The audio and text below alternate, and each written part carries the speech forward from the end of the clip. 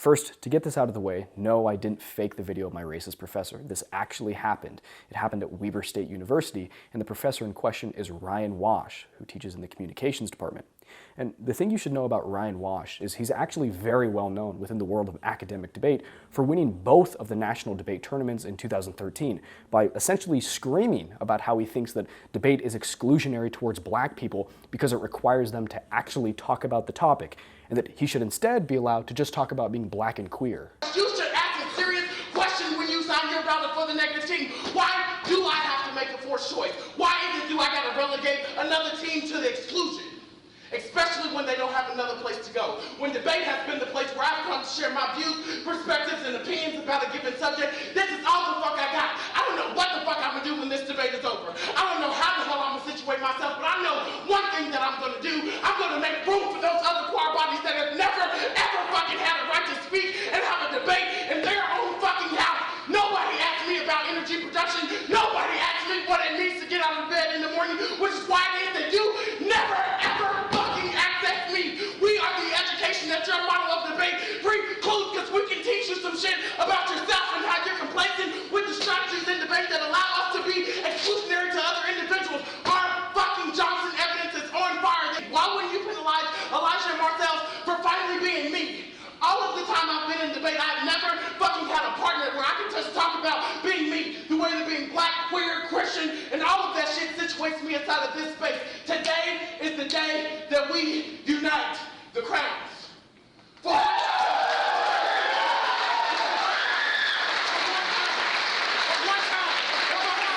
Let me provide some framing mechanism for you inside this debate. Motherfucker, we are ass.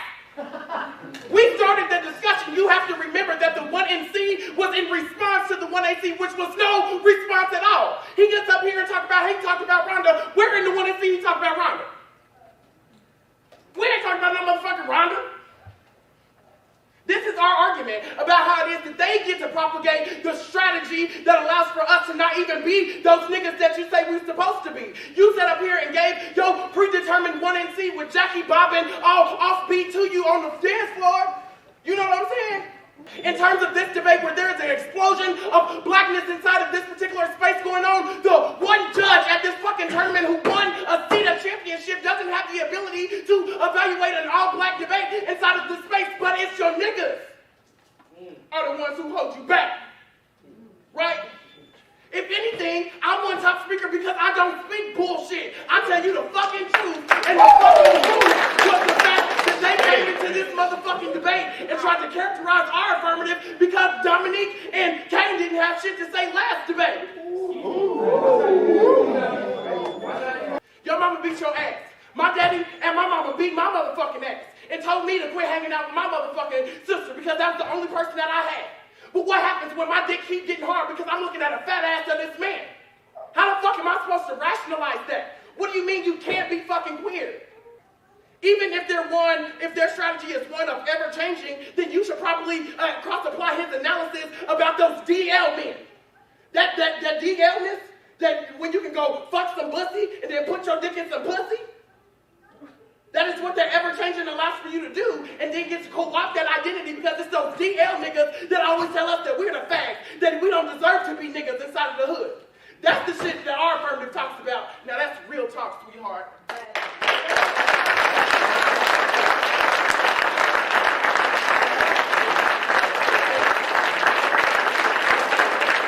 Now, some people have suggested that this professor was merely playing the devil's advocate in the audio I uploaded, and that he only presented these absurd racist positions to teach us how to debate against them.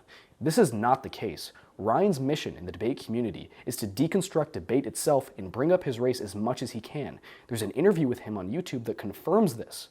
That all built up and eventually resulted in something called the Louisville Project. The Louisville Project started early 2000s.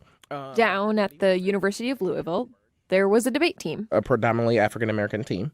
And so they were having a hard time finding traction.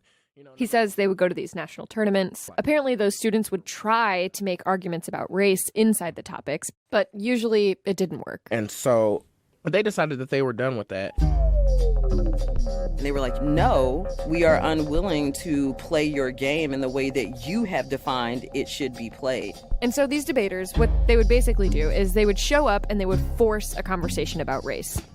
Basically saying, like, we're not going to talk about China or global trade until we deal with this. That's where you get the introduction of the use of hip hop. Some say the black is the berry, the sweeter the juice. I say the darker the flesh and the deeper the use of spoken word. They say the nigga's always already queer. That's exactly the point. It means that it is a case turned to the affirmative because we're saying the use of what we call street scholars. Hands up!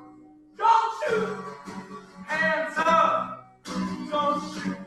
Now back to Ryan. So he's 16 years old and he sees Marshana do this spoken word poetry thing, starts to read more about Louisville, and he's just like, I'm in. I dedicated my debate career to discussing debate. Every debate. Every single one. Every single one. One day they called Ryan up and they were like, what if you partnered up with this guy from Rutgers, Elijah Smith? And the reason particularly Rashad thought this was a good idea, first, Elijah was an astoundingly good debater. He just had excellent skills and traditional skills. But the other reason was that both Ryan and Elijah were queer black men. The thinking was that you've got two guys kind of standing at the intersection of two like marginalized groups. And if they're going to try to make an argument about feeling excluded and invisible in the debate world, well, they can own that argument better than almost anyone. Ryan Wash clearly subscribes to these types of arguments. Now, sure, maybe he doesn't actually believe that outer space doesn't exist, but I'm not really concerned with what he actually believes. I'm concerned with what he's teaching to his students and how he's teaching it. I mean, if you listen to the original audio file, there's a section where the professor and senior debaters are presenting all of the arguments they've made for us to use, and there's a very clear theme. Latinas are oppressed, trans people are oppressed, gay people are oppressed, black people are oppressed, gay black people are oppressed, capitalism is racist, science is racist, logic is racist, Western society is racist, even the English language is racist. And keep in mind, the debate topic is simply whether or not we should go to space.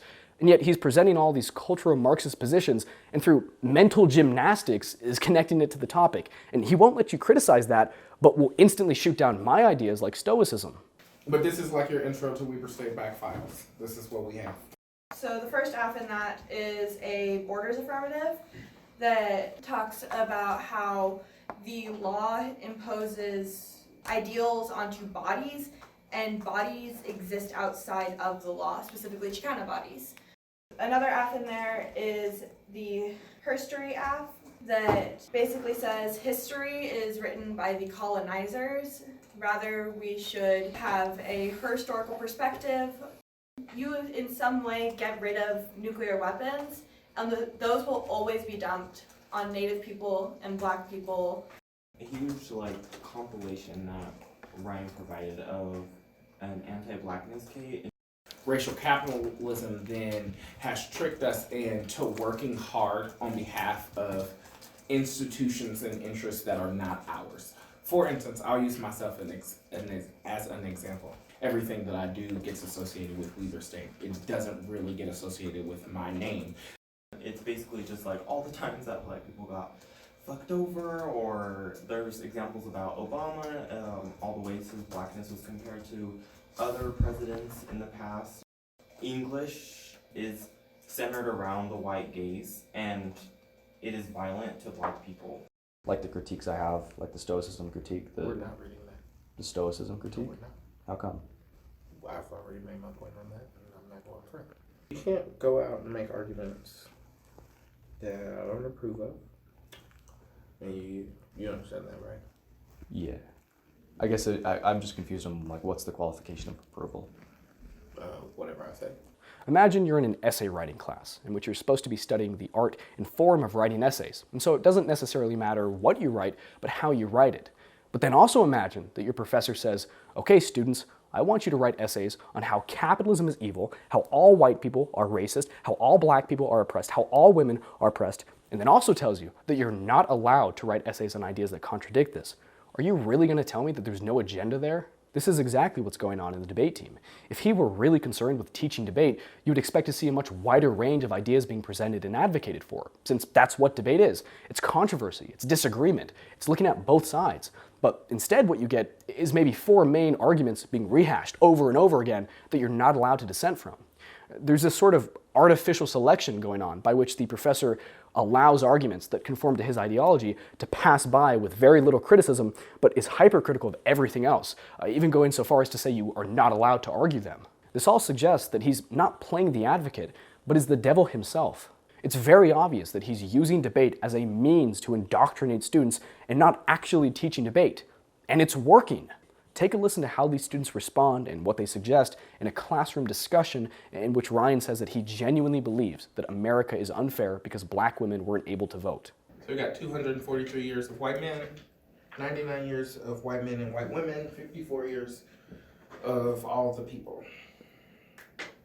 So we need to so they got their like 243 years, so then white men can't vote until the times of everyone voting like elapses. So white men had